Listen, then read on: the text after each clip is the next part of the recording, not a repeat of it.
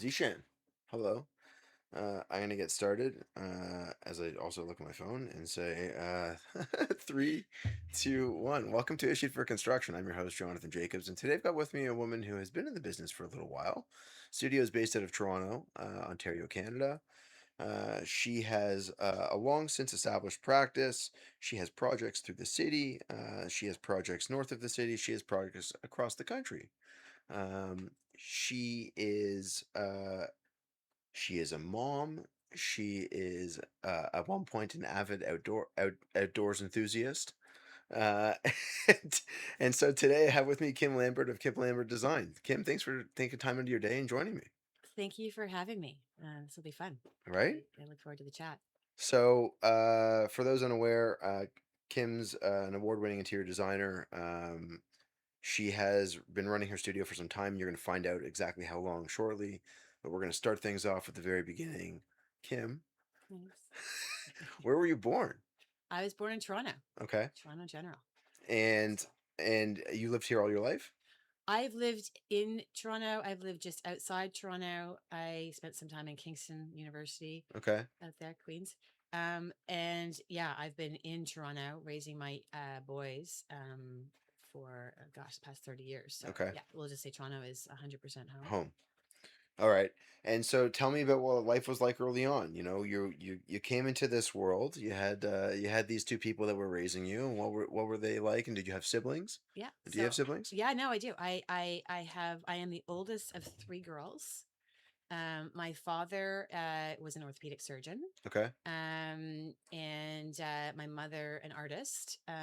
So I got that sort of left brain, right brain mix right from the get go. Definitely. And yeah, no, I would definitely say that I've always been a creative at heart, having been exposed to just, all the art galleries, the antique shops, anywhere we went with my mom, which, there were a lot of eye rolls when I was younger, but, From you? oh, from me, 100. I would rather be playing, making forts and playing with my sisters and friends and other things. But anyways, no, we did that. And then, And where were you antique picking? I don't know, anywhere and Okay. everywhere. Like just, and especially when we went down to visit my family in Massachusetts and Cape Cod, the trip down there would be stop along the way. Go into some antique barn somewhere. On it goes. Yeah. Lots of art galleries, things like that too. So I'm grateful for that. My parents certainly introduced my sisters and I to a lot of culture, the ballet, um, you know, less the opera, thank goodness. But yeah, like just a lot of that. And my father being a surgeon, super OCD, very particular. That's where I get my type A. I am a type A creative.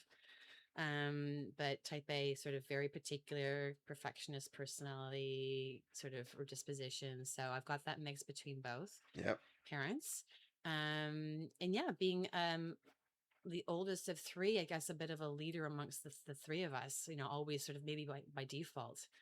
But if I look back, my sisters and I had a grand time together, just sort of hanging out, going to camp, doing stuff together, camping trips, ski trips. Yeah, it was a really nice synergy between the three of us. And personality wise, we're slightly the same, slightly different. But I'm definitely the more creative of the Of bunch. the three. Yeah. And was your what type of art was your mom into? So my mom painted. Okay. She actually, she went to school to the OCA back then it was called. Yeah. Studied advertising design. So she's more into graphics. Okay. And then eventually, as she had us, the three of us, she painted in her studio and sort of left the work world, and she was into oils. And back then, she was into oil painting and sort of experimenting. Eventually, moved to encaustic, which was kind of fun, different layering. What was it? Encaustic, Okay. encaustic's working with wax. I didn't know this. Very cool, very interesting. So Tony Sherman paints an encaustic. Okay. Very, I mean, amazing, strong artist. That. Yeah, she did watercolor. So yeah, uh, different mediums. And was she encouraging you to take an interest in this, or was it something that happened naturally, or is it something that you didn't really have an interest in doing at all? Yeah, no, she did it, and then I just sort of observed. I observed. I was great at art in high school, and when it came to finishing up high school, she strongly encouraged me to look at the ACA or OCAD, Okay. and I totally bucked that. I'm like, no, no, I'm going to Queens. I'm going to study politics. I may want to do law one day. I'm not interested in the art world. Okay. As I, you know, made my room at school, really, I know, I got into the sort of aesthetic piece. Um, I think during university, yeah, I'm still am very much curious about geopolitics and sort of debate. But I also, and I've always been a big um, an outdoor enthusiast. You know, grew up a skier, hiker, and all that kind of stuff. But I think eventually started to really tap into my creative side of things. And it was sort of like slightly aha moments where I'm like, this feels right. This feels Right. good. And I had my mom wagging her finger at me saying, I told you when I went back to school to study design, which was not a straight and narrow um, path. Um, I studied politics in university. I wrote a thesis about peacekeeping. Um, What? Why do you laugh at this? I laugh at that piece because when I say that, I get the, oh, you did, didn't you? I'm like, yeah, peacekeeping comes into play sometimes when I'm working with residential clients. Yeah, there's a lot of There's a forethought there. there's a lot of forth exactly because yeah, you diplomacy, looking at both sides, understanding the global picture, coming to a consensus. But yeah, I know. But after university, I traveled and I saved up. I traveled. I took myself with and traveled with one of my best friends for 8 months through Southeast Asia. And over there, I was just What? Hold on. hold on. Sorry, Yeah, hold on. Before we go to right. Southeast Asia, I want to know Mm, what led you there. I mean, go back a little, even a little bit more to like when you were a kid. You were talking about like wanting to build forest. You were talking about wanting to build, yeah, be in the outdoors. Because, and I say that because I want to come to what it was like going on that experience with your friend yeah, for those months. yeah, But in terms of who you were and how you were kind of like finding yourself as a child, yeah, uh, what was it like? Were you building tree houses? Were you yeah, out in the woods? Were you playing like cops and robbers? Were you yeah. what were you skiing? Were you biking? Like what was youth Oh like? yeah. So I mean, okay, so youth like okay, so for us, I mean, my parents are pretty outdoorsy in Yeah. terms of we would camp every summer. I went to summer camp. Okay. Um, but my parents we would do, bike trips together as a family. It was so lovely. It was a great way to spend time. Or my dad would charter a sailboat. We'd sail together before we went off to camp. Amazing. It was really, yeah, a lot of time in the outdoors. We skied every weekend. Um, and we certainly spent time in the mountains as well. We got lucky and got to ski out in the Rockies. Yep. So that was a big part of who I was. And I was a total nerd when it came to gear, like skis and all of it. Like seriously. This is my favorite part right now. Right. Yeah. And those who know me well know that I mean, yeah, I was into all of it. And What about can we talk about gear for a moment? Only because I have such an interest in this element okay. specifically. Like, what was it about gear that you really wanted to hone in on or appreciate? Well, I think back when I was skiing, I mean, I'm not going to date myself, but the skis it was like the longest, what ski length are you skiing on? I was skiing on 203s and they were, I mean, we don't ski on skis that long. And then what kind of binding did you have? And what kind of boots? Do you have the laying or what's the stiffness of the boot? And I was always curious about all that to see how it worked for me. And then I would, talk with my guy friends about, I don't know why, but I was the same way with my skis as I was with my bikes. Like, what kind of Shimano gears do you have on your bike? And Were you road riding or were I you would, mountain biking? so the very first bike I ever bought, well, actually, the very first thing I ever spent my allowance on, my dad took me down to Duke Cycle on Dundas, and I bought my first bike, which was a Bianchi road bike. Yeah, And I was, I guess, 16. And that was the first thing I ever put my allowance towards, and the first bike I ever bought on my own. And so I would road bike with my family. We'd road bike. And what kind of distance were you riding at 16? I don't even know. I Okay. mean, I don't even know. I think we just go out for a couple of hours. Like I Okay. wasn't really clocking. I had a friend who was really into biking and racing. I just rode because I liked it. And my parents and we'd go out to PEI and bike. We'd cycle. I did a Butterfield and Robinson bike trip when I was in high school and the last, I guess, the summer before I went off to university. And that was biking all through Europe. And again, I was the one of the group. I remember my sister there were lots of hills where we were riding through Germany and Austria, whatever. And I decided I'm definitely riding up the hill. I'm not taking the bus. And all these girls hopped on the bus in our group, and my sister was waving out the window, and she's like, I'm like, "You guys," I rode my bike to the top with all the guys and rode it down. And I just kind of, I don't know, I'm always pushing myself that way. Like and that's just who I am. I mean, Where's the breaking point? I want to know what am I capable of doing if I push. yeah, yeah. And also I just, I kind of get in gear and I keep going. Like I just look, a couple feet ahead of me and I just keep going. Same with, my running. Like when I was a big runner until I had an injury with my foot, but uh, but yeah, no, I just kind of push and push, until I hit my okay po- moment. Yeah, the wall. So the wall. Yeah, I guess. I guess. Yeah. I can Yeah. appreciate that. Mhm. I've had that happen.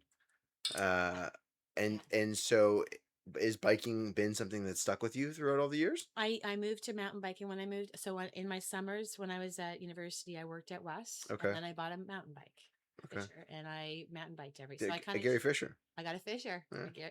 I did. It's the first bike I bought, mountain bike I bought. So I moved to that, and because it was mountain biking out there, I did that. And then my sister, who was at school, my youngest, took my Bianchi to Queens, and it got stolen off the front porch. So say goodbye to my road bike. Never quite replaced it. Do you recall? And I only ask this question because if anyone listening, you can I'll probably appreciate. You ride a road bike, you typically don't fall, right? Oh, Because you're no. riding a road bike. Yep. Yep. But there's always the first fall. hmm Do you remember your first fall on the road bike? Like, did you ride with clips or like Oh, well, were you clipped in? okay. So no baskets. Okay, So I am looking baskets. at bike, right? I'm looking get a lot of my girlfriends road bike now. Yeah. And they're just like, Kim, when are you getting a bike? Let's go. So I'm actually looking at bikes right now, and I'm actually going to have to get pedals that do both because I'm so nervous. Yeah, well, you can get Yes, they flip over. flip over. Yeah, Exactly. And I will do that just until I get comfortable. yeah. I've had a lot of falls. I've fallen skiing. I was a figure skater growing up. I've fallen a lot. I'm a bit of a klutz. I think, I'm used to falling. I don't want to fall on my bike though. It will happen. It'll happen. I know. You'll be I clipped. know. You'll forget as you're rolling up to the light I know. or Everyone to a says the stop same thing. sign, Everyone says and it. you realize it then, and you try to unclip, and you realize you can't, Yeah. and you just fall, Yeah. and you hope that when it happens, you're not hurt. I know. I've been told many times. I may have to. I Yeah, I yeah. know. So, But I will tell you that if you've never done it before, it will definitely mhm. it works in a way that you didn't realize you had power Well, because on the up. on the app, yeah, Yeah. I've got them on my Peloton. So, Oh yeah, yeah. I can do it. Yeah, but I know. So It's good fun. yeah, it is good fun. It's better for you, I know. But yeah. So Okay, so I apologize. no, A little bit of a tangent. tangent. Yeah. That's what this is good for. Right. So through junior high school and into high school, Yeah. what were the courses that you were taking an interest in, and what were some of the extracurricular activities that you were doing to help take your mind off of those courses? Uh-huh. Courses I was taking, I mean, I took all the maths. I took, the histories. I would loved creative writing. Creative writing was my favorite subject. That and art. Was it called creative writing when you were taking it in school? It may have been called something else, but I feel like I called it creative writing when I Okay. was there. But I remember I enjoyed writing. I always did. And then what did I do? I think in high school I was on a lot of different teams. I played field hockey. Um, and I didn't do the basketball and soccer because I was a figure skater until I got into high school. So I kind of missed those foundational years to get, really Okay. good at those sports, volleyball and whatnot. I did a lot of intramurals, and then I rode. Um, I did that in university actually. And I cycled, and then I also played tennis. So, I coached tennis for 14 years. oh, good. Mhm. Okay. Yeah. Tennis is, both of my boys have played tennis. It's fun to get out and play with them. I do play tennis now. I'm trying to hone my game and become more consistent. I get a good shot every once in a while that keeps me coming back. Yep. But, yeah, You know who no, else plays? who plays? Your friend Sammy. Oh, same Sam. Yeah, Okay. yeah. I will have to Same get it and sex. play. Same Sam at the same time. And I'd love to play. I know there's a few, I mean, and it's such a, I don't know. It's using your whole body in a way that I'm trying to be more in tune with like how I use my body to, create power. Yep. And I know that sounds again super nerdy, but tennis is one of those things that gets me clicked into that. So You should go watch some Roger Federer videos on I YouTube. know my yoga instructor is just absolutely obsessed with him in every way, in terms of his whole mental state and his everything. Fez the real deal. Still He, is. well, I remember when he first came on the picture. I remember my kids were my young oldest is just born 22 years ago, and I was like, this guy's a jerk. Well, he He transformed himself from being a total emotional piece, slamming his racket, whatever he did, to getting in control. And yeah, I know he's someone to I met that watch. guy a bunch of times. Did you? Oh, Yeah. how lucky was that? Well, I sang Happy Birthday on his 25th birthday in Okay. Toronto, and then he Did you came say you out. were singing happy birthday to him? Yeah, Okay. for the week that the tournament was in Toronto. I had a grounds pass. I was coaching. I was sponsored by Head. I got a grounds pass, Oh, so I wow. was following him at all his practice hits. And Yep.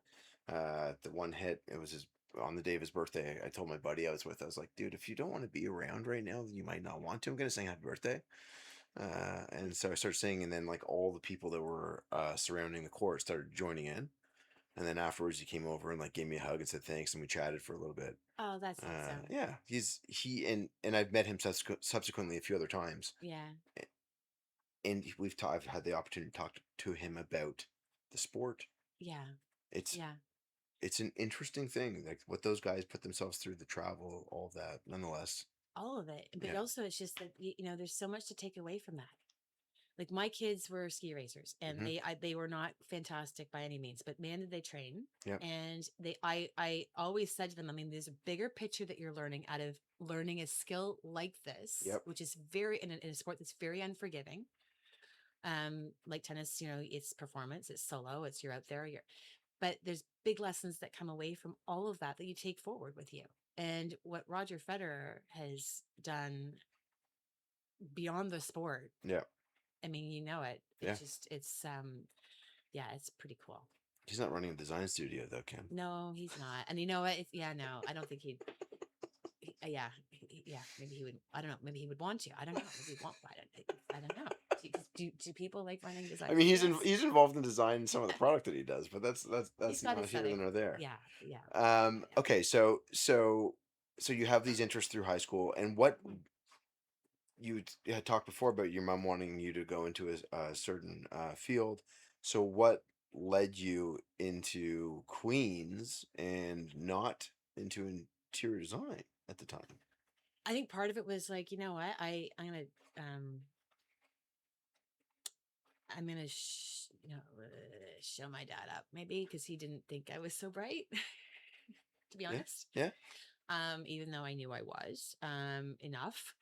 And I think I had a genuine curiosity around politics. I did.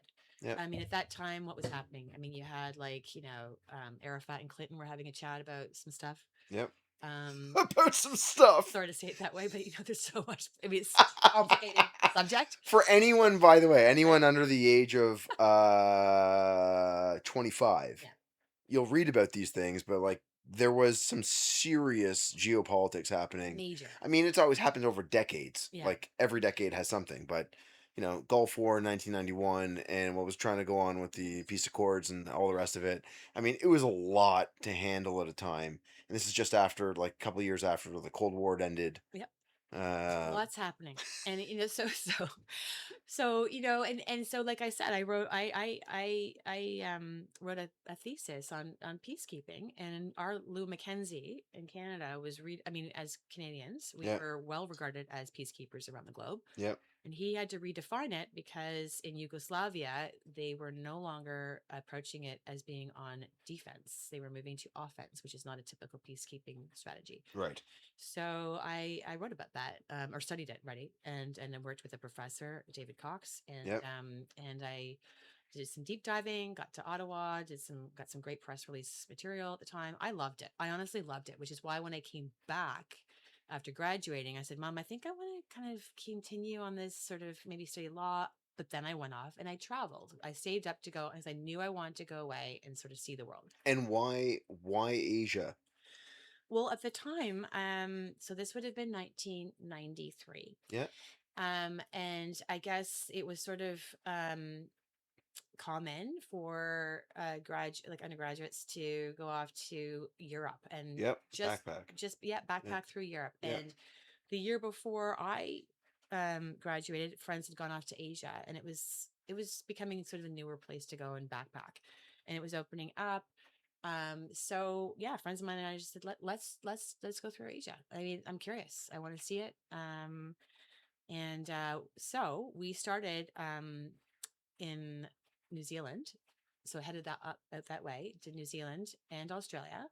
So I got a bit of that Commonwealth sort of, see a bigger part of the world far, far away. Yeah. Lots of hiking, gorgeous, gorgeous countries, great people. I got my PADI license in Australia. It was fun. It was really fun. And then hopped over to Wait. Patty license. What did you? that's diving. I know. What Oh did you yeah. get? What did you Oh get to see underwater? yeah. No, it was. I mean, I And mean, what depth? at what depth? Oh gosh, don't ask me. I can't remember. But It was was like that like 25. I think it's like 25 25. meters? Yeah. Yeah, probably. I mean, Okay. yeah. So I remember actually. When's the last time you talked about this? Talk about Patty driving. I know it's for fun. I know. No, I dove on the Great Barrier Reef. Yeah, and dove through Asia as well. Crazy. Yeah, I did some night diving too, which is freaky. Night diving. Night diving in the Whitsunday Islands on a boat. We did it. We went on a sailboat. We Man, went out, and I know that's kind of just a I whole have other anxiety level. about the ocean, but you talk about night diving and Yeah, you're ramping it up at a whole other whole level. other level. Yeah, no, it was definitely one of those things like I'm going to do it. I'm just going to do it. I'm going to get it done. I'm going to do it. I'm going to talk about it. I'm going to do it.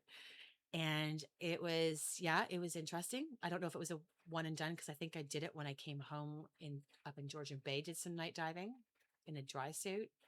So it was all wetsuits there, obviously. So, yeah, but yeah, we dove through, Thailand.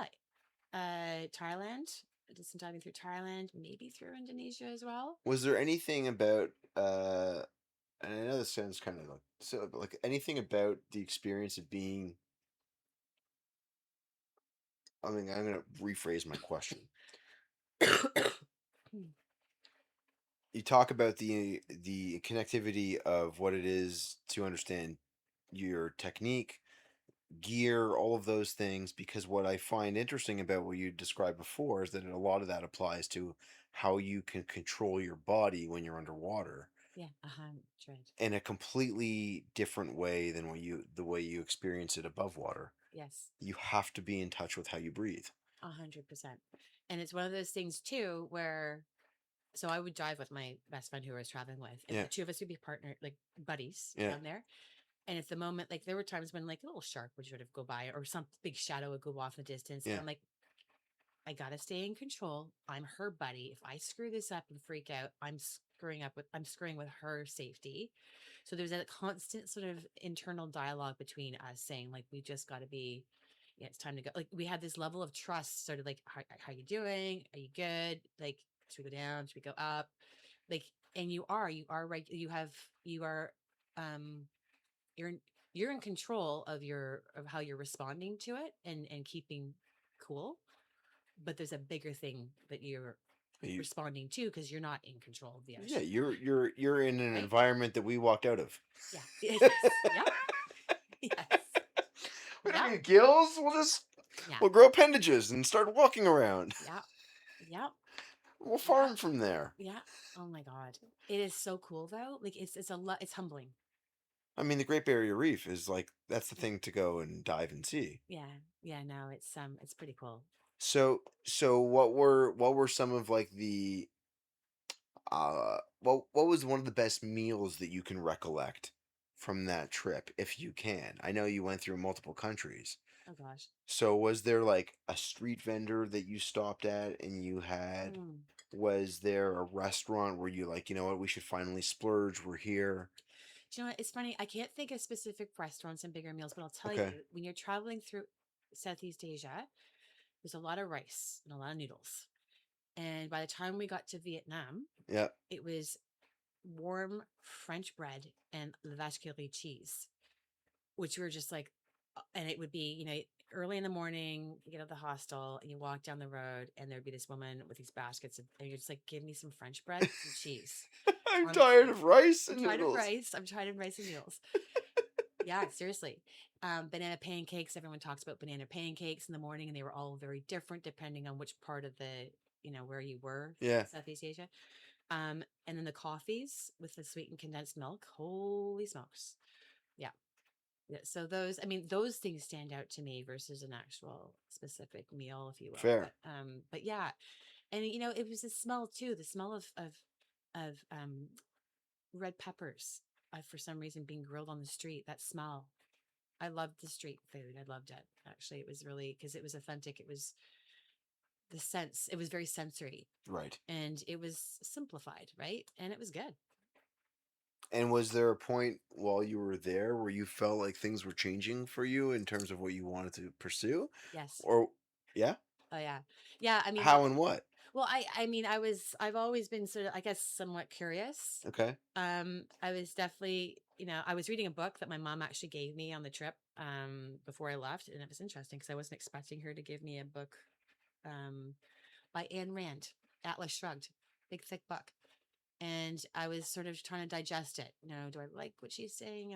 Do I resonate? Whatever. And it was all very sort of, my head was sort of into this, trying to really contemplate different things. And the book itself is quite interesting. And then I started from there, sort of tapping into what is it that I want to do?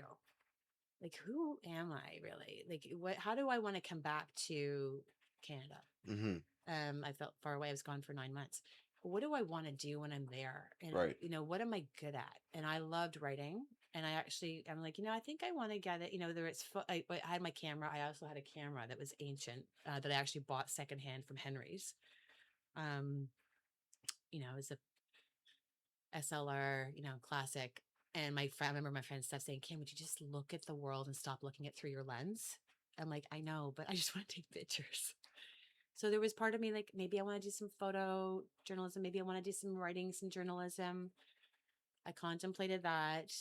Um, and, and then, when I got back, my parents actually, they split up the day before I came home, which was kind of a bit of a throw off. Yeah, Yeah. for sure. They left, like my dad literally left my mom. And I was like, okay. So I'm tail spinning a bit here. Like, what is it that I want to do? And I dove right into a whole world. It was finance that I was not really, um, wasn't natural for me. And I dove in and I got my Canadian securities. I worked at a firm called Wood Gundy. And I was like, okay, Which was initially then absorbed by CIBC. exactly. Yeah. Yeah. Yeah. Yeah, worked with some good people there, but I had friends on the outside going, what exactly are you doing, Kim? Because this is not, you're a creative.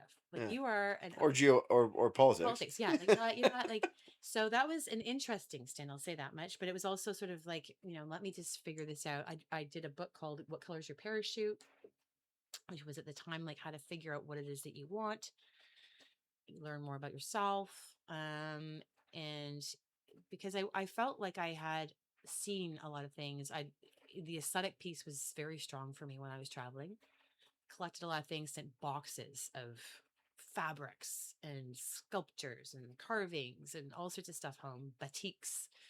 Um, but I kind of was like, I know I like that, but that seems easy to me. Mm-hmm. I want to do something hard. I want to do something that's completely not me. And I worked at a magazine just for fun for a bit that Naomi Klein was part of, called This Magazine, which was interesting because it wasn't necessarily my political leaning, but I was like, I want to learn here. And then I got a job at Ogilvy and Mather, which is an advertising firm. And I got in there at a time when it was super fun. And I was on the account management side of things, and I would sit and we learned a lot about brand management, a lot about the personality of what a brand is. We'd have these great sort of, um, I guess, whether it's seminars or I guess group learnings around brand, the study of the brand. And I would sit and brief my creatives, so the art director or a writer, and going, I love this. Like, I really love this, but I kind of want to be in your seat. I don't want to be, I want to be briefed. Yeah. I want to be on the other side. Yeah. I want to be briefing. Yep. And so that's what it was sort of like. I'm really not sure if I'm on the right side of the creative piece here. Right. And then what happened was I was there for 3 years at Ogilvy, and I ended up breaking my right foot. How?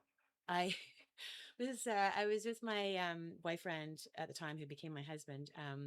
I was on the top. I was taking a Christmas tree off the top of the car kind of thing, and I was sitting on the tailgate. I jumped off, and I didn't realize I'd broken my foot, and I thought I sprained it.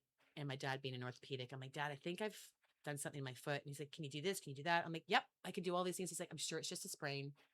Walked on it for a full week, and I started to feel really sick. And I went in, and my doctor's like, You're an idiot. You broke it. You've been walking around a broken foot for a week. I'm like, tolerance of pain. It's a bit extreme. Anyways, I ended up having to be off for 2 months. And in that time, like, I worked from home. I'd have Yeah. to elevate on it. And I worked from home, on various projects. And I'm like, I'm actually going to explore while I'm here about going back to school and studying design. I don't know that I'm in love with this place I'm at.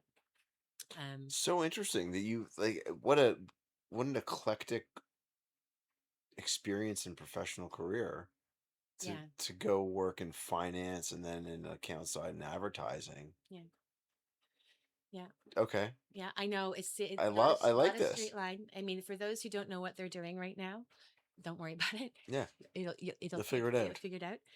I think in the back of my mind, there was always that aesthetic appreciation and what can I do with it piece. And I would gently talk to my mom about it, but she would be like, Kim, like, why didn't you study, art? Like, why did you do? And I'm like, no, no, no, I've done this. And then friends would be like, Kim, why would you go back to school? You've got a great thing going. Right. I'm like, no, you know what? I'm going to do this. And I was a big saver, and I saved, and I put myself through design school. Hmm. So I basically went back to the firm after my foot was repaired, and I said, look, I'm going to leave, and I'm going to go back to school. I went to the International Academy of Design. I actually looked at going down to New York to Parsons, but it just didn't work out because I was repairing with my foot. I had to sort of do some, anyways, it just made sense to stay in Toronto. Yep. So I chose that instead of Parsons, and it was great, professional led school, people in the industry. And while I was there, I started to intern with Yabu Pushelberg. George and Glenn. Mm-hmm. All I'm right. about to cough. Zishan, you can cut out that cough. And the other one from before. Yeah. That's the beauty of podcasting. Perfect. All right, Zishan, we're coming back. 3, 2, 1. Okay. So I started working with Yabu Pushelberg, and which I am so grateful to have started my career with them. They are incredible talents. They are incredible human beings. Mm-hmm. They are so humble and modest, yet incredibly talented. And also, I think they are nurturers of design. And I always felt, I mean, it was one of those things, Glenn would whisk in from wherever in the world he was. And, everyone was like, okay, Glenn's here.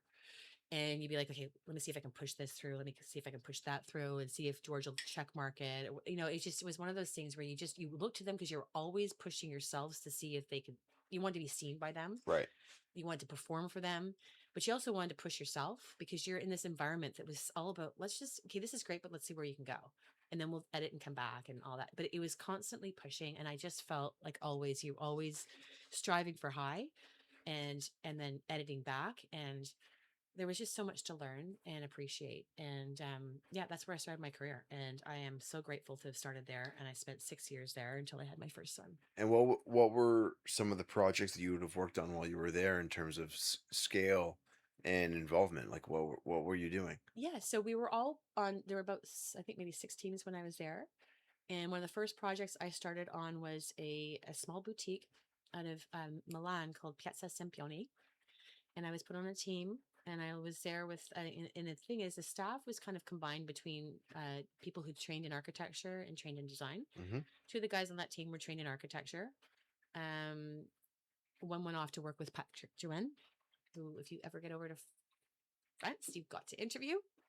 I haven't been to Europe. You got to get there. I am Yeah. very aware.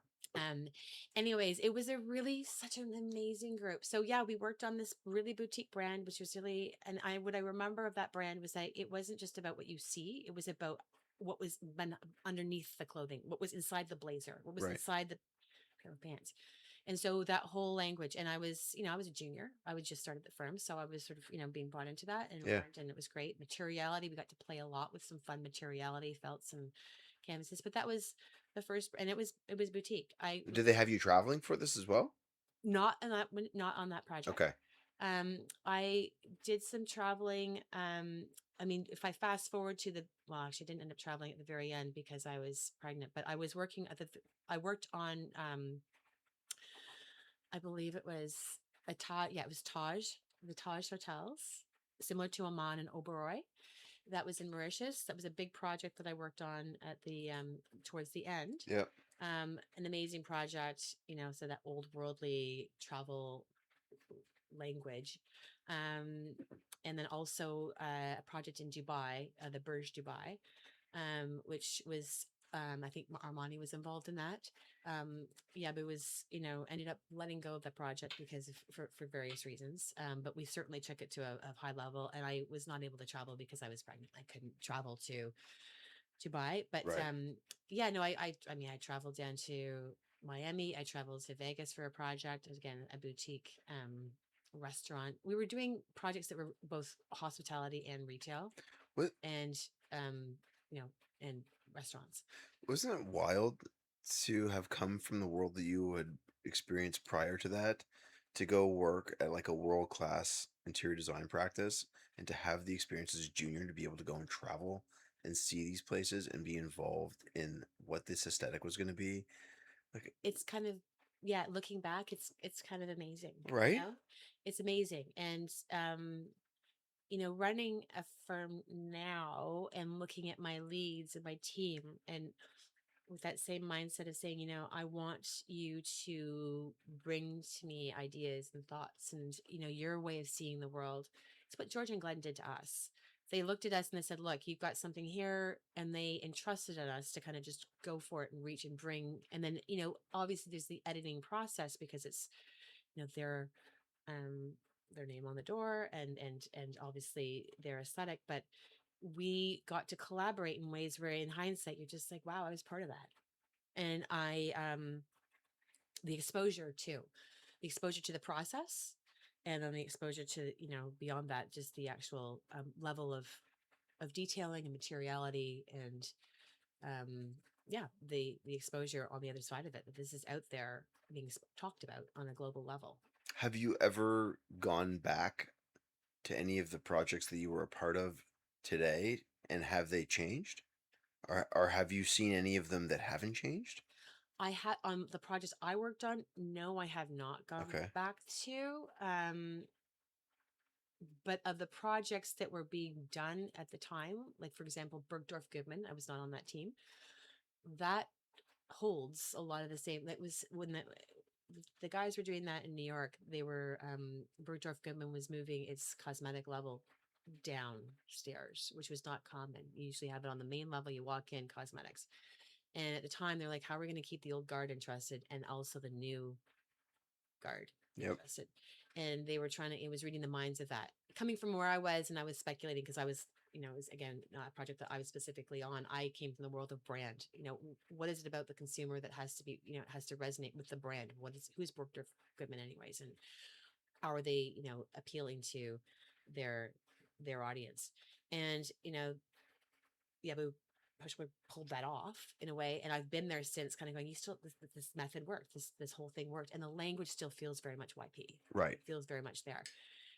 Yeah, and various, yeah, like the St. Regis, the Four Seasons here in Toronto. Um, there is a language that is, they are not. I don't like using the word timeless, I find it's overused. I think there's an integrity in their work that it certainly informs my work too. That integrity of design that feels almost like it's inevitable, Mm-hmm. that it's meant to be there. And having run my firm for 22 years now and looked at my processes and what resonates with me, I know that harks back to what I was introduced to with George and Glenn. It There's an integrity in design that is meant to say stand the test of time or whatever it is, but resonate with people where just feels like it was always meant to be Right. there. And at the same time, there's a sensibility and there's a level of um well, there's a way of composing it, if you will, that's unique and it's true and it's honest to that person's way of seeing and appreciating aesthetics, but also just we all as designers and architects can see things in various ways, and certain pieces will, shapes, forms, whatever they are, will resonate with you individually because that makes you an individual. Mm-hmm. Then how you um you know distill that and then compose that into whatever it is, be it a building, be it a space, becomes, if you're being true to yourself and not trying to do something that's not you, but if you're being true to yourself, then that distinction is what You feel. lands Yeah. and stands. Yeah. Yeah. I was actually talking about this with a person that's not in this industry this morning. Um, because he was telling me how he started listening to this podcast and nothing to do with this industry. And I found it interesting that he was taking time to do it. And I say it because he's like, I don't know the names of the people that are on there. I said, yeah, but you probably know a lot of their projects. And when you walk into something and experience something that is done correctly, there is a feel you have when you walk through that door. The basics of like a well designed home, but then also like a well designed restaurant where the wayfinding to the washroom, it doesn't require having to ask, where's the washroom? Yeah. When it's done well and people can navigate and there aren't these tight spaces to have to navigate through, Yeah. and the materials come together and they're symbiotic to what you feel for the spaces. There is something, to your point, inevitable about that, Yeah. where when it's not done well, you can spot it all. Yeah, you can feel it. You Yes, can feel it. It's almost exactly. like that sixth sense. Yeah. And, call it the divine, whatever, defense, whatever you want to call it. Yeah. It just feels right. And for some people, I think they're attuned to that acutely. And some people just may not be. They're like, I don't really feel it. But I don't know. When I even say that, I feel like no, there's a gut human reaction to something that feels really right. I agree with you. Totally agree with you. So, what was the gut reaction that made you want to go out and start your own practice? Huh. Okay. Okay, so I Was again, it was it yeah, directly after Yabu Pushelberg? yeah, no, so I Oh, know. sorry. Let me re-ask that question. Sure. Zishan, I'm gonna ask that question again. I moved away from the mic and I don't know if it was picked up properly. Okay. Uh, was it directly after Yabu Pushelberg? No, actually. So I had my oldest, and then while I was off, I did some projects for Yabu, Okay. from home. Kept dialed in. And then I decided I just wanted to just see what else is out there. And I worked with Diego Birdie and Paul Felix at Burdifilek. Also an offshoot. Exactly, an offshoot of Yabu. So I Yeah. went over there, and I'm Great like, guys, man. there are great guys. I Yeah. mean, Diego's sensibility of materiality and his gentle spirit. I mean, he's tough, Oh, but yeah. and he knows, Yeah. but there's a sense with him, like he just has such an eye for materiality, form, and I just love his aesthetic. Like I think it's really special. I think it's great.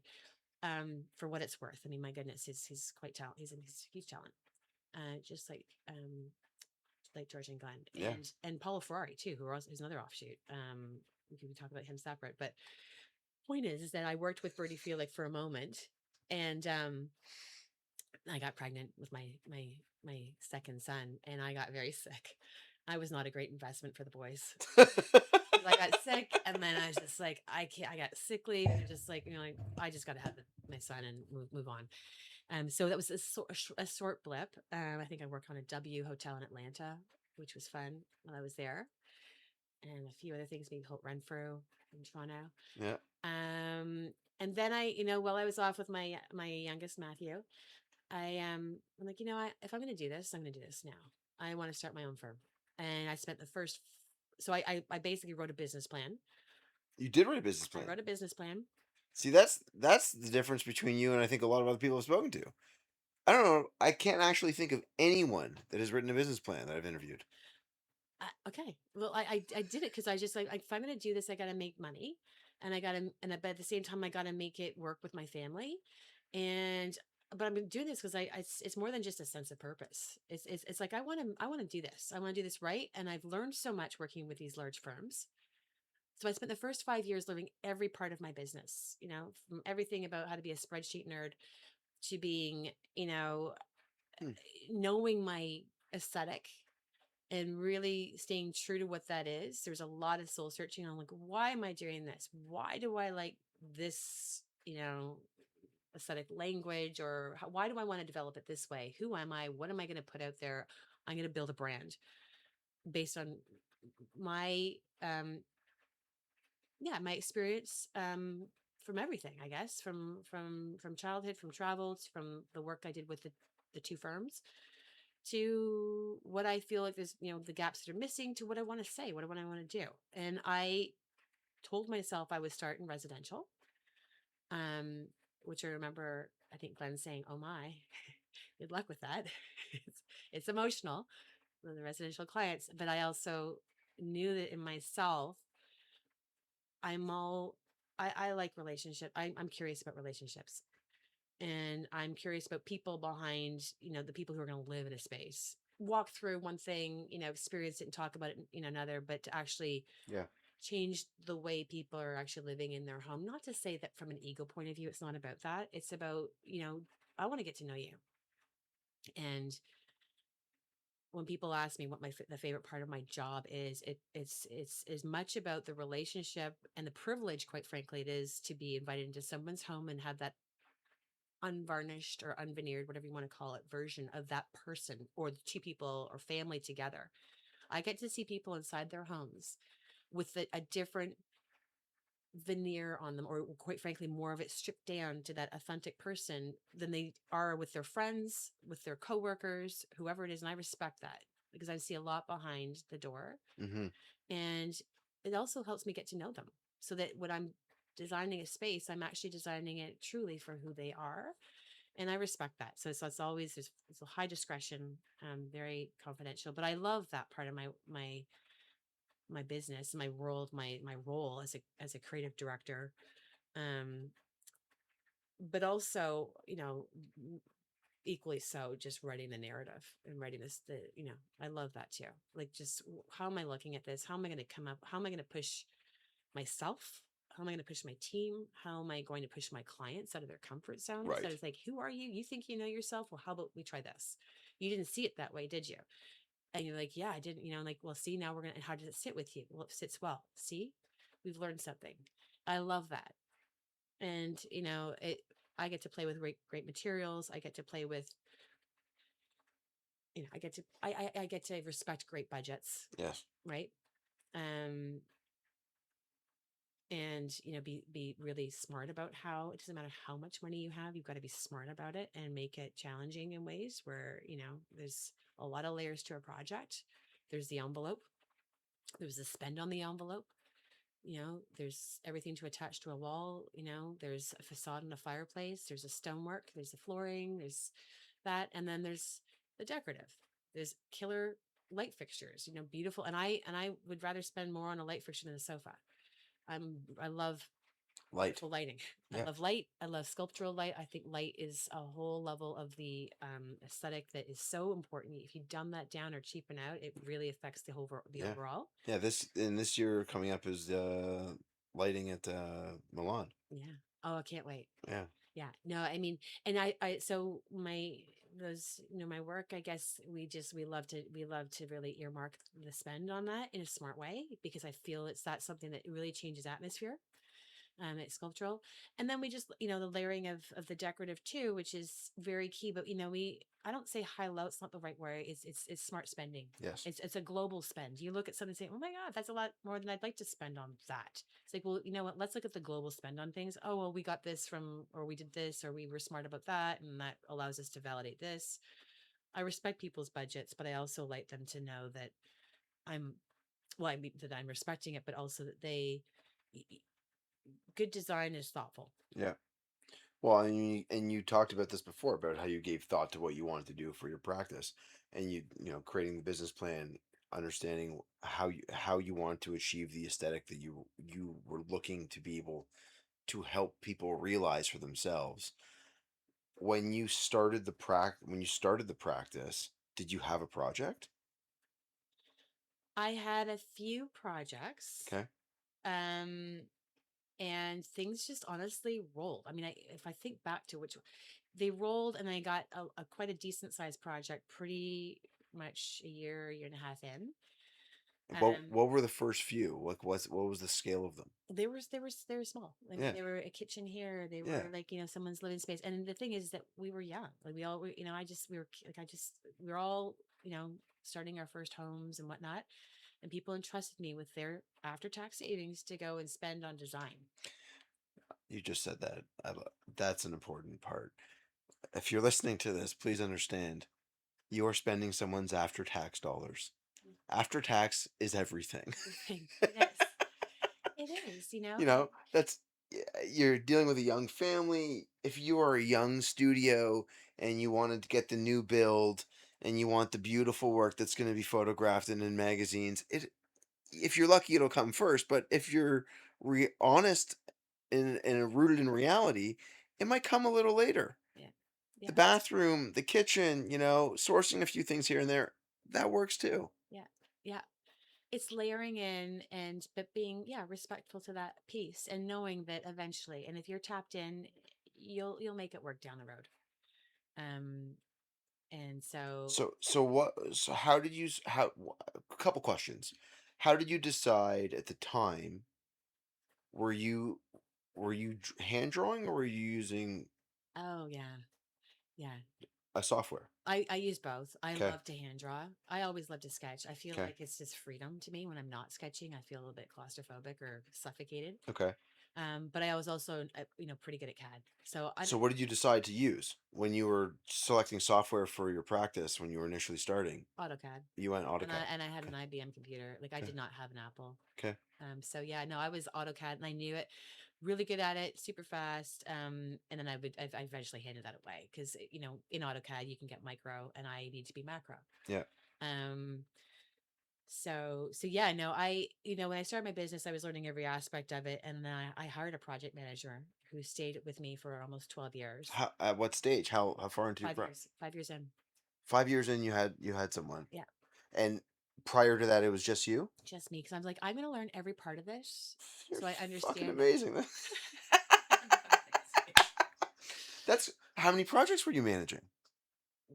I had a couple a year for sure. I mean, I was at some point, I think I had 5 or 7 projects. I mean, I was a bit You crazy were pants. I you mean, were doing 5 to 7 projects a year on your own. yeah, I had different energy. I mean, I was young. Like I had my kid. Yeah, Like I young was just kids. carving nail. Yeah. Like I could work till 3 in the morning, no problem. I can't do it now. I hit a wall at 11 Yeah, p.m. well, look, okay, so I'm just gonna say this again. Anyone out there, getting into this industry, you can appreciate, if you're getting tired after a 40-hour work week and you're still young, Yeah, imagine what it's like when you have two kids, yeah, a family, like you've got the whole family, yeah, and you've got the weight of your clients' projects on you, yeah. and you're working a lot of hours. A lot of A hours. lot of hours. I remember reading Andre Putman said, "The more organized you are, the more creative you can be. So the more organized you are, the more creative you can be." And I was like, "Yep." And I had everything in binders. I had everything. My clients would call up, especially, the guys are like, "Hey, what's going on with this? Why?" And I'm like, "Okay." I pull out a binder, open it up, and they're like, "Whoa, that took like 3 seconds." I'm like, "Yep, it's in a binder. It's all there on a spreadsheet." I had to be like, and then, yeah.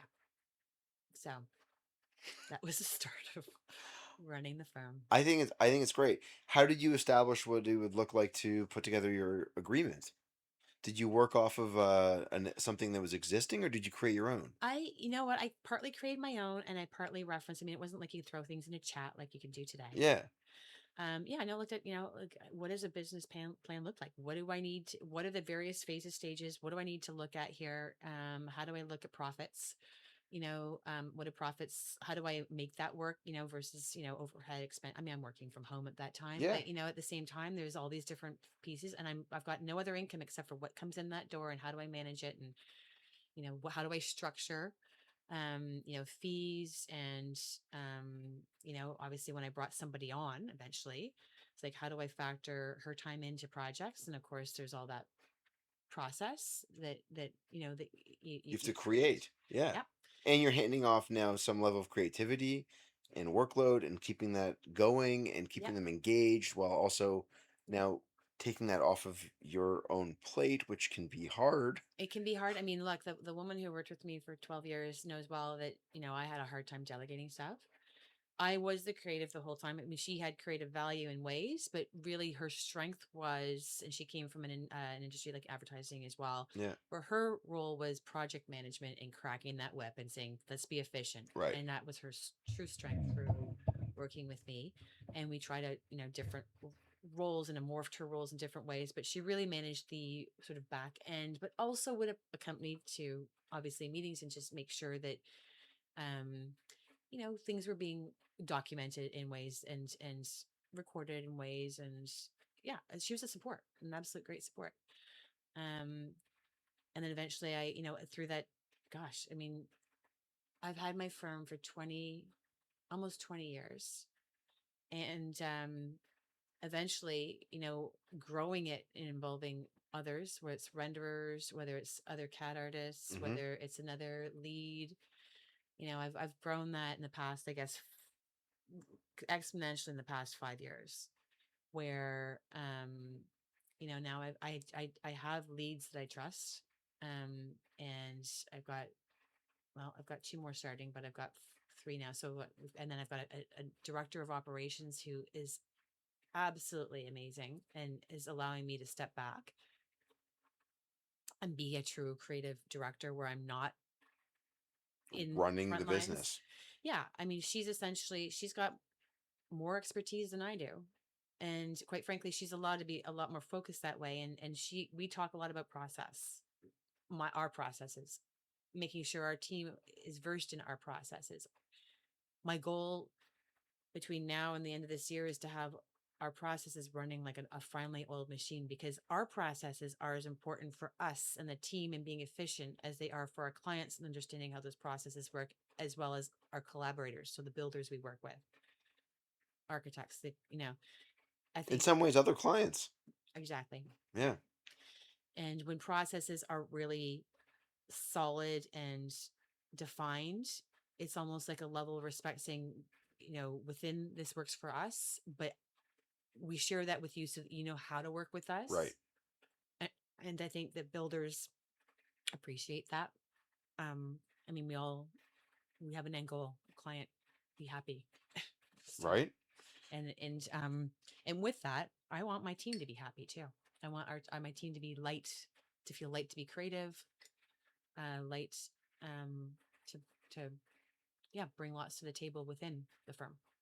Hmm. I want to go back a little bit to the point you made before about you eventually acquired. Zishan, one sec. I have to get that bottle. It's amazing. Good. You know it's clean. Hmm. Thank you. You're welcome. Zishan, back. You can cut out that gap. Three, two, one. So you eventually acquired that first staff, but you also acquired the first major project. What was the major? I guess they're two separate things. What was the first major project that you had acquired? It was a project, a new build in Okay. Lawrence Park that was about 7,000 square feet. Wow. And these were owned by two people I knew. Yep. So friends. Sorry. You got that, Zishan.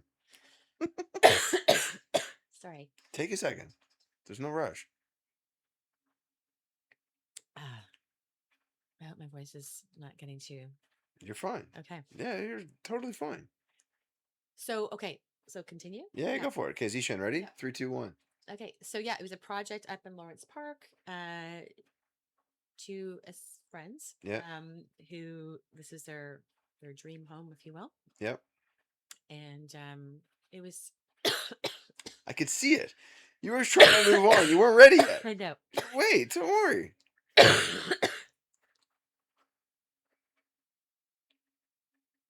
All right. Okay. I'm good. I have cough drops, but I actually feel like I have a Ricola symbol do you have a Ricola? right here. Oh, amazing. Hold on, it might be in here. You here? Zishan, hold on one sec, buddy. You've got lots of espressos in here. I do, and yeah, I haven't used anything. I gotta clean the machine. Ah, It's not in there. Sorry. no worries. Across you. Was it here? Where did I have one? I know I had one. No. If you don't, I have some in my purse in the house. I can always grab. Wanna grab it? Yeah, sure. Okay. Hold on, one sec. All good. Zishan, we're gonna go back to that question. So Kim's gonna answer that question about her friends had the place in Lawrence Park. So what I'd ask is, if you can, I'll ask that question, and then when she takes the when she answers now, cut out the other previous answers. She'll just go now from that question. So good. So Yeah. 3, 2, 1. The first project was a large residence Yeah. in Lawrence Park. Two friends who entrusted me and my firm. Um, and it was interesting for me. I mean, I think looking back aesthetically, it's different in ways than I am now. Yeah. That makes sense. 100%. But it was really about the learning around, a couple, um, how to work together with, two personalities, a family home, the durability of materials, like a beautiful home, a large home, being smart about the spend. There's a lot of learning through that. And the budgets were great on that project. Did you throw your Uh, fist in the air when you were awarded the project? Yeah, I was actually. I Yeah. was really happy because I really like both of them. Right. So it was a win-win on that piece, and obviously the project itself was a really great size project to start. Um, early on, and How big? How what was the size? about 7,000 square feet. Right. That's Um, substantial. Yeah. yeah, but I you know bet. what? If I think forward to even further, like which I just realized, I actually, one of the projects we did, which would have been almost 6 years into my firm. So just after you hired your project manager. Yeah, Yeah. exactly. Was a project on Chestnut Park, pretty marquee street in Toronto. Yep. Yep. Um, Amazing project. Got to work with a fantastic, very talented architect, John O'Connor of Basis Design Build, and these really lovely clients um, on their home, and it was definitely a joint force. She was aesthetically attuned. In fact, at the beginning, I'm like, look, if this is going to work, you got to like me, and we got to be a good team.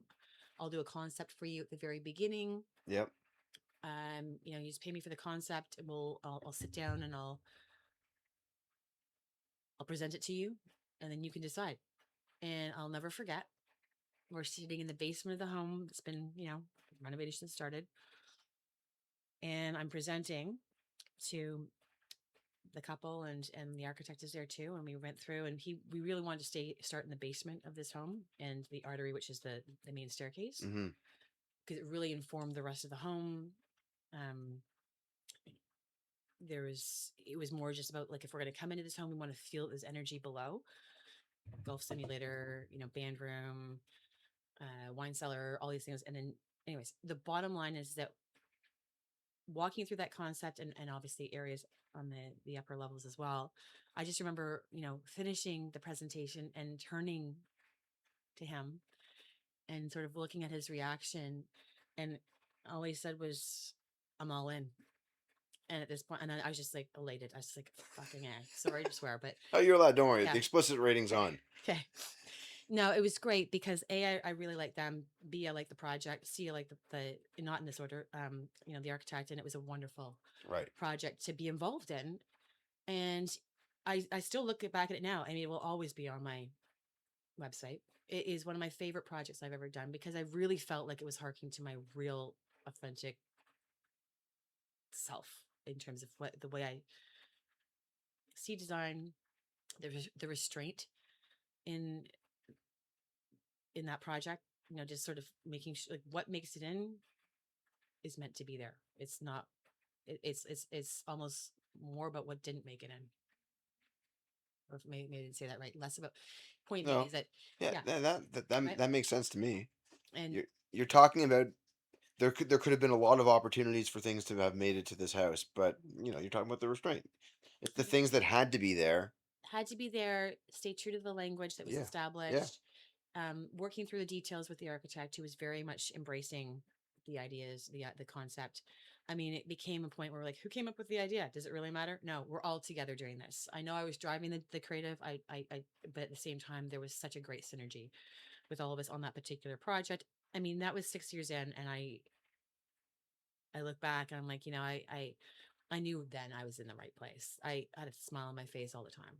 Yeah, I mean, I still do.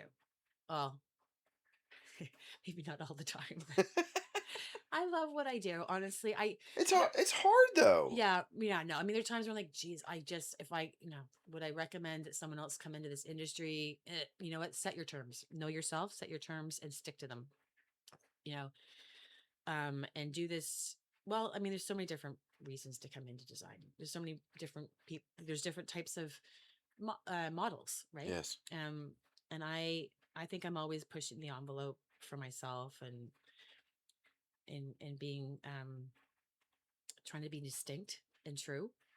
Um, yeah, and real. I'm not following trends.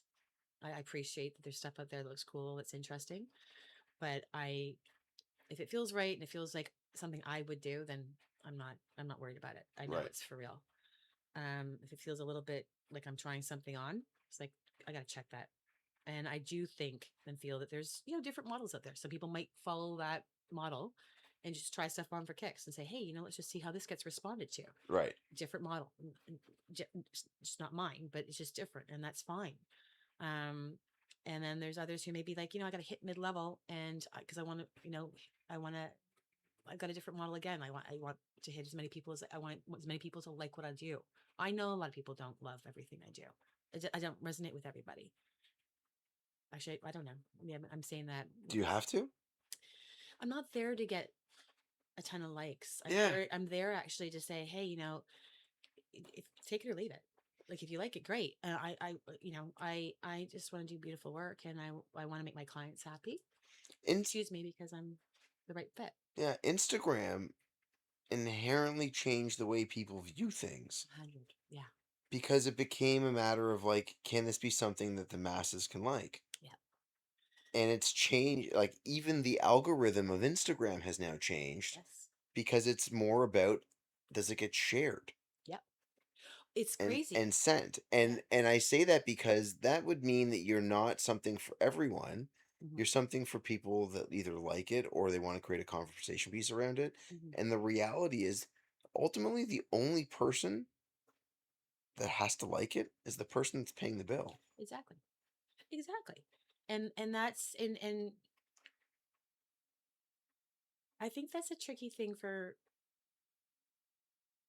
us to get our head around. And I Yeah. say us just in general. Like there is that sort of level of like, okay, well, you do want your work to be seen. I Yes. mean, that's the nice thing about the algorithm. Yep. You do want to get there. And sometimes things hit. And you don't even know why.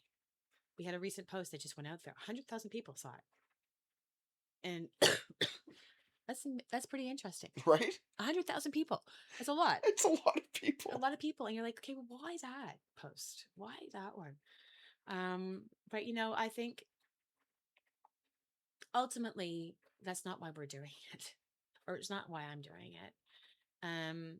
Yeah, you want to connect with your audience Yep. and your client, Yep. and you want to grow through it. Both sides. I'll grow, they will grow. Yep. That's the lovely thing about relationships. And I guess, be even more connected on the other side. And I think, whether it's connected with your client in a way, but also connected with yourself, just saying, hey, things are sort of really sinking in further. I think, being a creative and being aesthetically in tuned is a lifetime journey. You're always learning, Mm-hmm. you're always growing. Some things are sinking in deeper. I mean, when you look at people like a John Pawson who's so freaking restrained and refined and just doesn't, I mean, his work will stand, like, it's the same as it's always been because he's tapped in, but it's real, it's true, it's his, and it's obviously it's got depth in a way that, yeah, not everyone may get it, but it's there. Mm-hmm.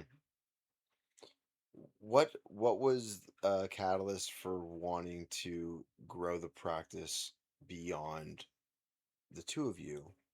Was it a matter of ongoing and additional work, or was it as a result of you can't do it all? Both.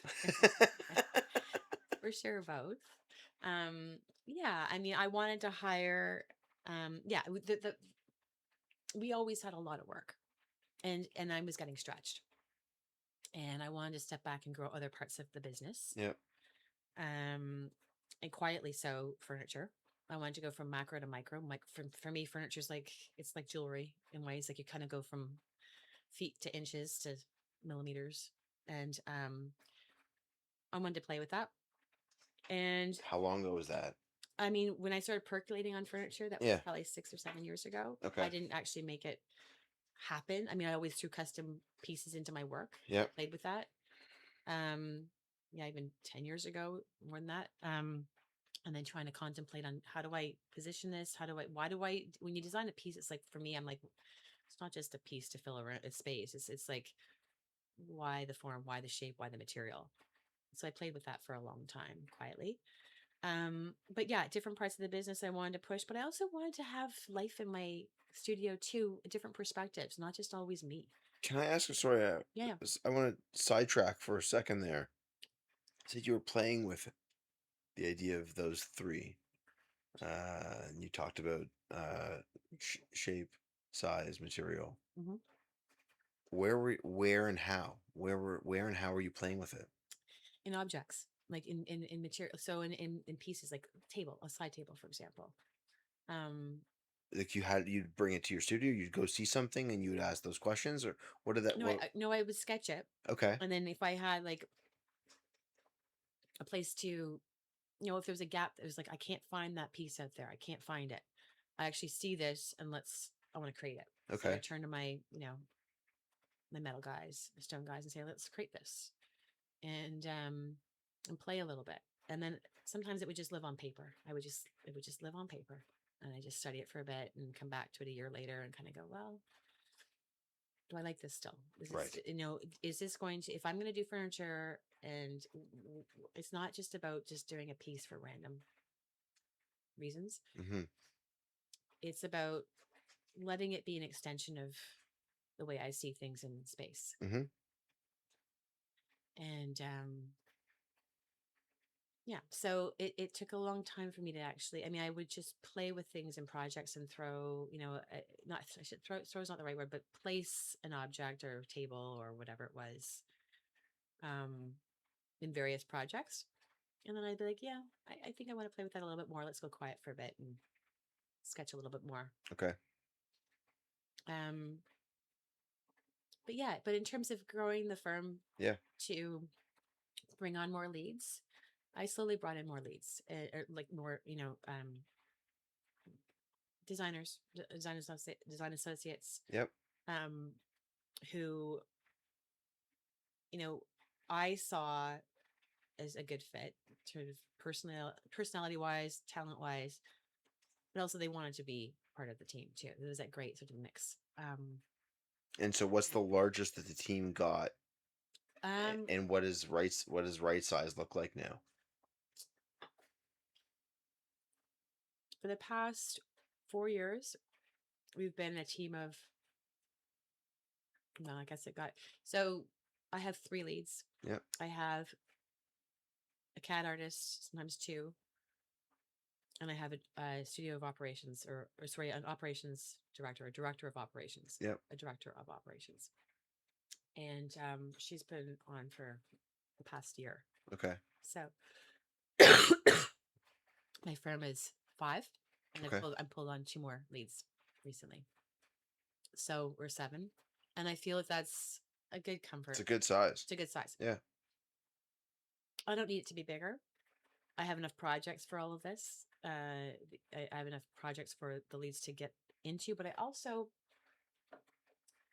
am looking at how to structure the firm in a way where I had a studio director, um, and she was the woman who was with me for 12 years. I kind of morphed her into that role. And then she moved on, which is good. I mean, after 12 years, it's a long time to become sisters. Yeah. The new director I brought on has much stronger skills in that, and it's really about helping me be in my place, like keeping me in my place, which is creative director, and keeping my team running like a smoothly oiled machine, and keeping everyone gelled. And it's an important role. But I also have other areas of the business, whether it's the decorative and design, and a decorative, a director of decorative, if you will, who can really kind of take that level and really play with it. Right. And there might be the right person for that with my team right now, or I may have to look outside. But I'm looking at that closely, because I think also I want my team to feel like they're in their places where they can grow and flourish. And I think that that's also part of having a team, and always tapping into, are you happy doing what you're doing? Mm-hmm. Everyone's got strengths and everyone's got weaknesses, and and not everyone's a perfect lead in ways where they can manage all the aspects strongly. Sometimes you want to put different personalities together on a project, but it's, for me, I'm making sure that my team is happy Mm-hmm. and light and able to appreciate and realize their strengths. Um, yeah. Okay. So let's talk about varieties of project nowadays, because now it's not just Toronto. Now, and for the last little while, you've had projects that are well beyond Toronto. Yeah. So where have some of those projects been, and what have they looked like, and how did they come to you? Were they through previous clients that have worked with you? Were they through referrals? Was it just net new? They Yeah. saw your work online. You know what? It's kind of all of it, but I will say that, you know, the projects in the city, there seems to be a level of degree of separation, right? It's people like, either I don't know them, but they know my work through people they know, or they've been through projects of mine. Yep. Um, and the work in the city, I mean, we started doing some work. We did a project in New York with a client in Toronto who we'd done their home in Toronto. Yep. So we worked in New York with them as well. We did a project A in, condo or a brownstone, or is what? it, What was it? it was a condo, A condo, yeah. yeah, in the Upper East side. So that was interesting. And then we did a project in Florida, a home, and again with Toronto clients. So it was really about, it wasn't being in the American market, if you will, with Americans. It was through our Toronto clients. But then also having to navigate trades, Exactly. suppliers, and Oh, all the exactly. And rest of it's it, very and different. that is, It's a way different. yeah. And like Florida, for example, it's not designed forward. I'll just say that. Where? Florida. Well, it was the Keys, the Florida Okay. Keys. Sorry. Just not like, just a lot of that. Hey, this worked years ago. It still works now. Whatever. It wasn't pushing the envelope. And I Right. know that from trades I work with up here who have shops down in Florida, they're like, there's a great opportunity here. Yeah. Um, and so yeah, so working out in, we have a project currently in Calgary, Yeah. and that project came to us through the architect who's based in Calgary. Kim smiled when she said the Calgary project. Yeah, right. I'm a closet Albertan, maybe. I don't know. I love the mountains. So, um, um, but yeah, no, we worked with this particular architect in our project up in Collingwood, a big chalet that we did, super Yeah. rustic, and we shortlisted them for the project with the client. they invited us to bid on the project in Calgary, and I'm actually going out there next month for the first time. We've been working on this project for over a year. We've issued like 100-page working drawing set to them, and on it goes. Regular meetings. My leads, I've got two leads on that project. On weekly calls. But yeah, we're the framing's all in. I'm moving along with brand Is new build. does it have views of the It mountains? does. It's just outside of Calgary. It's just Okay, on north of Highway 1. Like, gosh, I hope I did that right. that's okay. But yeah, it's got a view of the mountains. Lovely clients, lovely people. And Does their primary bedroom also have a view? yep, all Okay. of it look like that. Yep, Yeah. Okay. yep. No, it's all facing that way. It's great. It's going to be a beautiful project, and for us, it's just fun to work with people who are. Yeah, well, I mean, Toronto's Toronto, right? Uh, Folks out west are a little different, and it's kind of nice. It's nice to sort of you know put that hat on, and certainly what we've come up with out there is quite different than anything we've done in Toronto, which is I'm excited about. I mean, it still has our my sort of aesthetic, obviously, but we're definitely having some fun with that one. Um, but yeah, in terms of projects and how we've gotten them, outside the city. I mean, yeah, word of mouth. Um, but yeah, I mean, also, Instagram people. I mean, I've been published a few times. Yep. Um, different magazines here over in Europe, a number of coffee table books too. So, I people I works get seen. I always wonder, did the publications and does landing in, top 100 lists, Yeah, does it help with acquiring clients? it's a good question. I always ask, how did you find us? Yeah. I'm bidding on some work right now. Two projects in New York. One was in the city, and Yep. in the end, I think they're going to move ahead with someone local, which is totally great. Yeah. And someone in Brooklyn who is, we're still bidding on the project. And I said, how'd you guys find us? And they're like, well, through, we see your work published, your Instagram, and then we look at your website. And it's interesting because the folks in New York are like, I'm like, well, why Toronto? And you've got lots that happening down there. And like, so it's hard to find the level of aesthetic down here who's also willing to do residential work. Hmm. A lot of that level does commercial work. And it's an interesting conversation. Yeah. Um, so yeah, I mean, it's, I guess like our work is out there, and I like working in the city. Obviously, I like working north, within our borders, it's all great. But the cross border work, I'm curious about the American client too. I mean, it's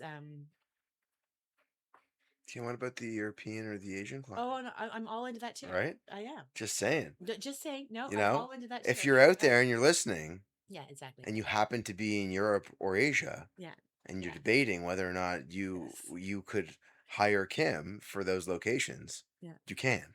You know what's interesting? Yeah, no, yeah, yeah, absolutely, 100%. I mean, gosh, the depth of aesthetics in Europe, my gosh, that it's just obviously we all know it's mind blowing. It's amazing. But the other piece too is that, I mean, pandemic obviously taught us this, but we've also learned, having been on various projects that are not necessarily local, Calgary project being a great example. Yep. We can work remotely. Yes. And the nice thing about the technology, the FaceTime and whatnot, a couple site visits to a location does not, we don't have to be on site all the time. You got a good team on the ground. And our drawing packages are super comprehensive. The specs and all the programming that we work with to make sure that decorative side is also realized alongside the design. It's totally doable. Mm-hmm. It makes it, very, very doable, which is wonderful. It opens the opportunities across the globe. Yeah. Well, and the thing that I think some people forget is that there's a wide variety of opportunity to work in different climates within North America. There are. So when you talk about, likening a project in another region Yeah. to what it could be like here, between Toronto, you got four seasons, and Calgary, you've got Ish. a whole range of what seasons can look like out there in terms of like, Yeah. snowfall and all the rest of it. But then you go and you look at New York, and it's can be ever so slightly different than what Toronto is. Yeah. And then you go to the Keys, Yeah. and it's completely different. Yeah. And you have different elevations, you have different uh different topography, You have different water tables. Yep. So there's lots of different types of variety that you can integrate into managing the design. Exactly. I mean, the kind of windows and doors you may use up here would be would would be perfect in a southern climate. Maybe up here you want that look, but you can't get it because it's not the right door. Yeah. Same with materials, right? You know, especially when it comes to metal, it's going to oxidize much differently. And if you got to embrace that oxidation, you know, on a project where there's more humidity. Granted, Yes. we do have a lot of humidity in this city, in Toronto, Yeah, but I mean, but it's also different when you have it's also different. salt water and yeah, Exactly, yeah, yeah, much different. So yeah, you have to think through those aspects of that project. Yeah, which just makes it more interesting. yeah. Yeah, So Kim, outside of practice nowadays, what does life look like? busy. Busy. I always feel like I'm always busy. I mean, I'm just so yeah, I mean, I'm pretty active. Yeah, wintertime I'm definitely active skiing for sure. And you're not using 203s anymore. Oh God, no. No, I'm on 165s. Yeah, no, no. I mean, yeah, no, I definitely carve out time to ski to travel. I mean, so yeah, this past year I was in Mexico City, Maco, which is fabulous. Got to see that city for the first time. I was in Switzerland skiing, which was Oh amazing. yeah. Um, I will tell you, people that think I'm out traveling and just traveling on its own, I'm always working in my mind, and it's because I'm always taking stuff in. But yeah, no, I carved time out to travel. I'm going this fall to Bhutan and Nepal. Um, Incredible. yeah, Are you flying into Nepal? yep, I think so. I haven't actually booked my flights yet because I just signed on to the trip, and Okay. they're just like, just wait, and we're gonna get all our flights figured out. I'm sliding in. It's like you slide in, it's all taken care of. Have you ever seen the airport I don't even in Nepal? know. Is it worse than what it's coming? Hmm. I mean, Yeah, it's interesting. You yeah. should anyone listening, you should definitely watch some video of the planes landing at the Nepalese airport. Okay. Yeah, yeah. It's wild. Wild. Oh, Yeah. it's like short, short. It's short. Yeah, It's in the mountains. yeah. It's interesting. I don't even like flying into LaGuardia because I feel like you get up and all of a sudden you're descending into LaGuardia for like 40 minutes. And I just like, I feel like And you just keep I turning. just don't like it. You just keep Yeah, turning. exactly. Yeah, It's like a marble tower. yeah, yeah, yeah. Oh my God. Oh, It's so I'm true, dating right? the age of my children. Mhm. Uh, Mhm. So yeah, and outside of that travel, what kids? What are they up my to? kids, yeah, I've got two boys. One is almost 20 at University of Western. Yep, And yeah, he's in the engineering program. He's switching his program, yep. which is a really big bold to do after It's second awesome. year. I'm really excited for him. Go for it. Yeah, he's moving into the domain of he's going to major in geology and minor in geopolitics, which is awesome. I'm so thrilled for him. My sister's in that world, so he's got some good intel. Yep, She's out in Calgary as a big hitter at Deloitte, and she's kind of said, "Look, there's many routes to your end, you know, where you want to be," as yep. we talked about here even. And then my older son is at Queen's, and he just actually got back from traveling over in Southeast Asia. Amazing. Blown away, In a couple of years, he'll be on a podcast talking about it. right? Exactly. Yeah, but yeah, he's finance bound. But yeah, no, I'm busy. Yeah, with them. I mean, they're around, which is great. Yeah, I It's it sounds like you're busy, I am busy. and I like mean, busy in all the right ways. well, busy in all the right ways, and just I I feel grateful to the work that we have on right now is really. I mean, we've got 7, 8 projects right now running, and they're all very different stages. Um, but they're consuming in a great way. Like they're just I'm really enjoying the growth of my firm at the same time, you know, the opportunities with the various projects, the travel that I do that I bring back to, you know, the way I'm seeing things right now. Yeah. Zishan, I'm gonna ask a question that you may or may not go in. Succession planning? Oh, that's a Can we love. ask that question or not? Yeah, I mean, this is a conversation I've been thinking about. Okay, Yeah, so I'm gonna yeah, ask it. So Zishan, you can cut out that Mhm. little section here. Now, after Kim talking about that, I'm going to ask the next question, and then from there I'll do a kind of a wrap up. Okay. Okay, so three, two, one. So outside of all of this, looking at age of practice, looking at the quality of the projects, and all of these, what has been a pretty fantastic ride. Do you look now at what succession planning looks like at all? Yeah, I do actually. I mean, I mean, I've been hauling it for a number of years, Yeah. 20 years more. And I don't ever see myself not in the business, but I do see myself sort of be stepping more into the role of the high level creative director, principal, pushing parts of my business, being involved more as an author of design, if you will. And I don't want to sound, it doesn't, I don't mean to sound like it's not ego that gets me to that place. It's about being in a place to, it's sort of contemplative and thinking about it. Yeah. Um, authorship itself is like, you know, I, I, I, I want to be sure that I have the time to look at what we're creating and ensure that the integrity is always solid and there. And there's distinction around what we're doing. Like it's distinct and it's true. It's real. And by doing that and sort of stepping back and having a look at it, I need to put more trust in the people who are running things. And I'm not great at that. I'm going to get better at it because I know that that's where I need to be. I've got a great, again, my director of operations is on board 100% to put it there. Um, if I have a brand that, you know, a creative, another creative can embrace and say, that's something that um, can continue forward without necessarily Kim being so involved. Wow, that'd be super cool, right? Um, Maybe that's my furniture. I don't know. My furniture is something I really want to push. I'm really like things are really singing for me in terms of what I'm sketching and maybe that's part of it too. But it may be partly aesthetic and it may be partly process. Mm-hmm. That is what is to be embraced and necessarily not run by me. So that succession piece, maybe me stepping back, allowing that to be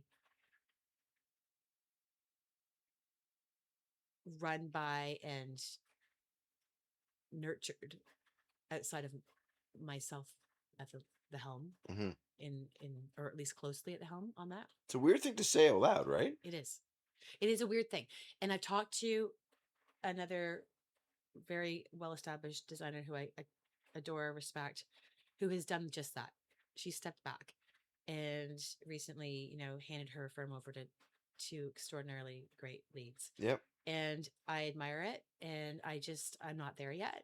But I look at that and say, that's a mindset that maybe is worth thinking about while you're still in the muck. And then when you get there, at least it may not be such a foreign concept. Mm-hmm. It may be natural. But I think it also gets you to think about it's not just I work for my brand too.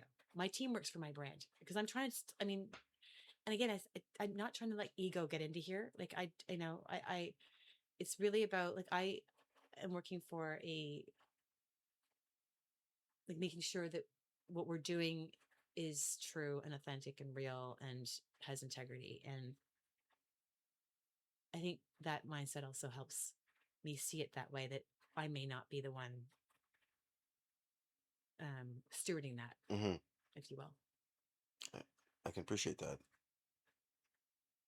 in a way that I'm not at yet, but having spoken to so many people, I can appreciate that.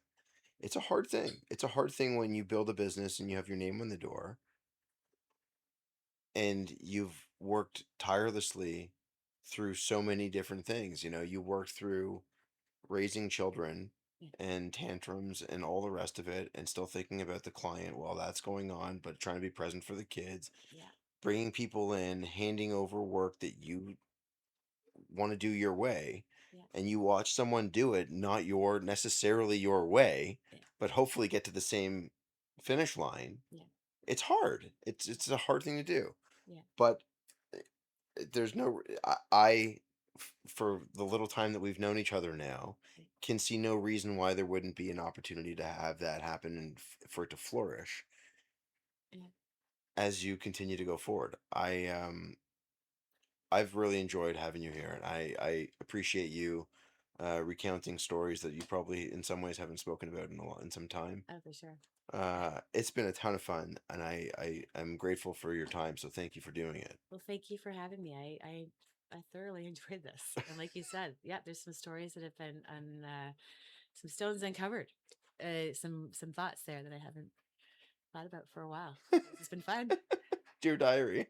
Dear diary, indeed. I know, right?